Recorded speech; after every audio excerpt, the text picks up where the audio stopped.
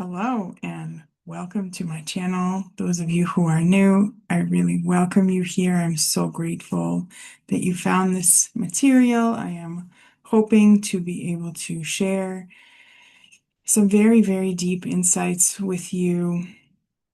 And today I want to talk about a rather mundane healing experience. And the reason I'm highlighting it is because that's what healing actually looks like.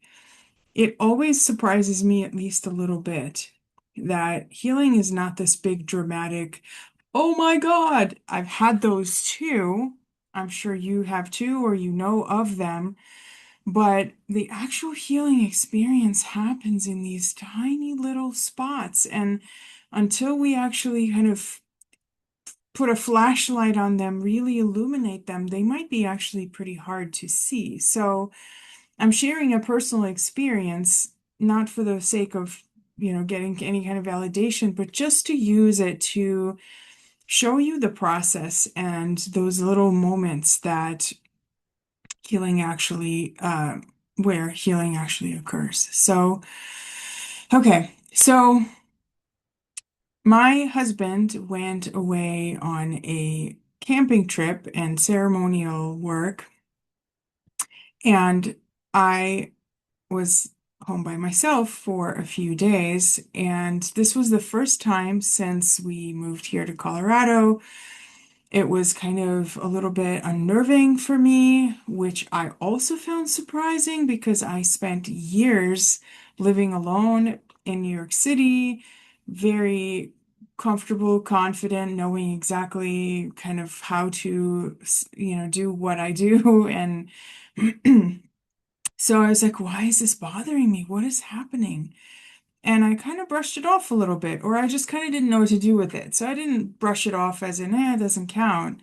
I was just like, all right, well, so healing moment number one is I didn't try to kind of get in there with my head and unpack it. And, I just noted it, I named it, and I figured at some point there will potentially be an opportunity to understand it deeper, or it'll just pass, right?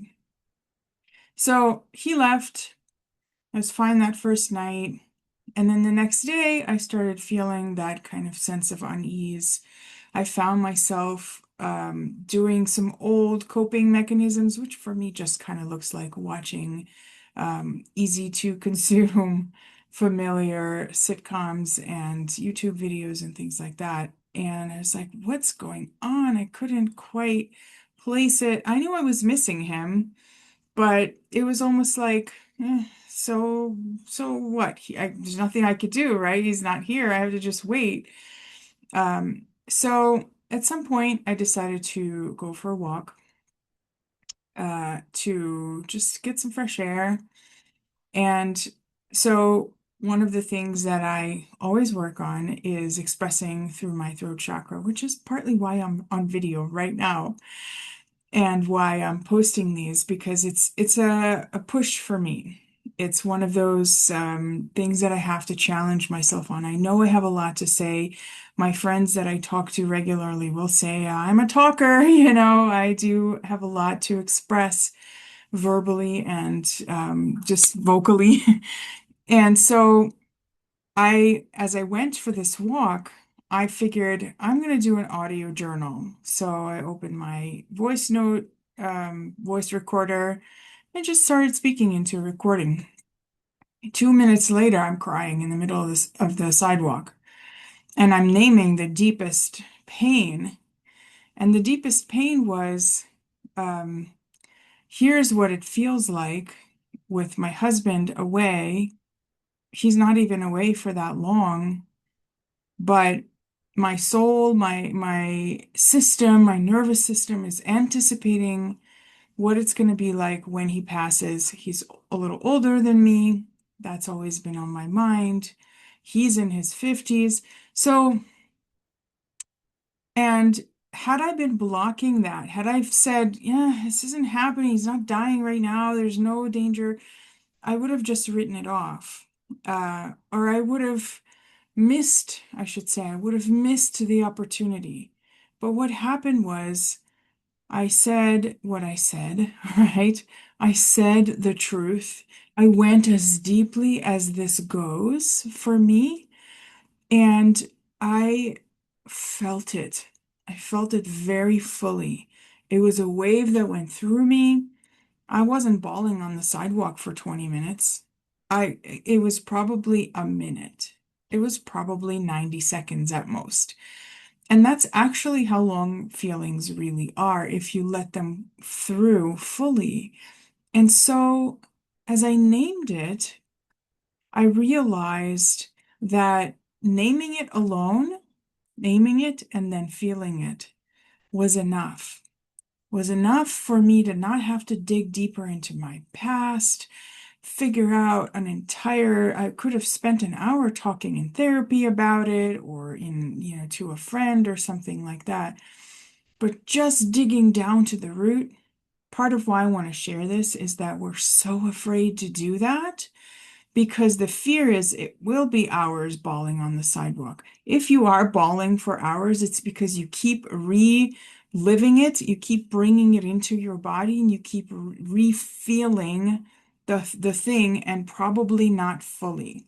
You're probably feeling some combination of the feeling itself and then victimhood or something like that, right?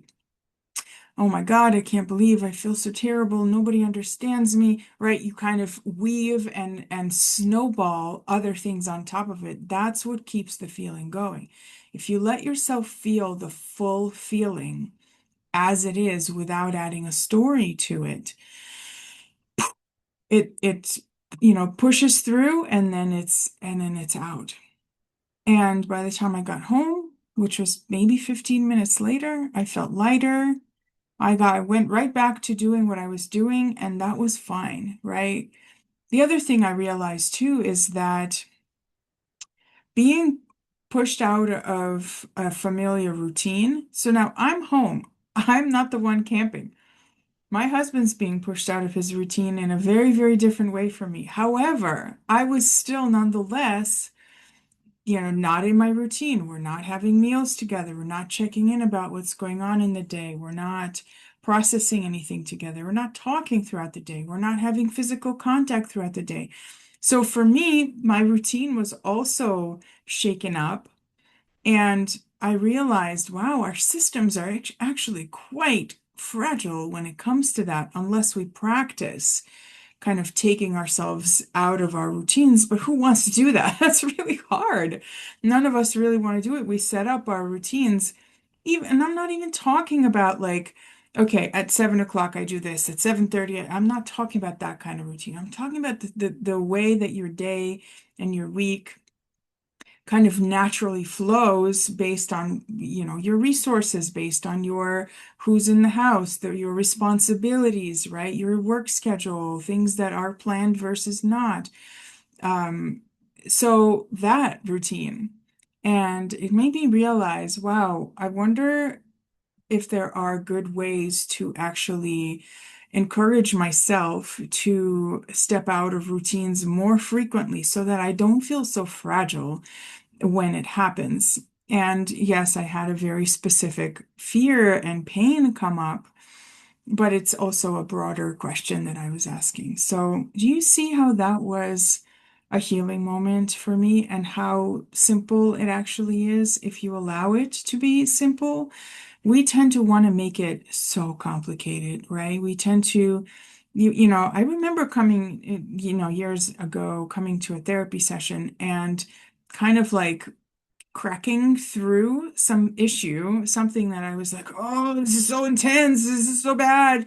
I don't know what to do with this, right? And then 15 minutes into the session, I was like, you mean that's it? And instead of just going, oh, okay, I must have made this bigger than it needed to be, or maybe I didn't, but now it's not so big. Let's move on to other things. I felt really kind of like, wait, I must be missing. It can't be this simple. It can't be this easy, right? It can't, I mean, not that it was easy, but it can't be this kind of done, right? It can't be this done already.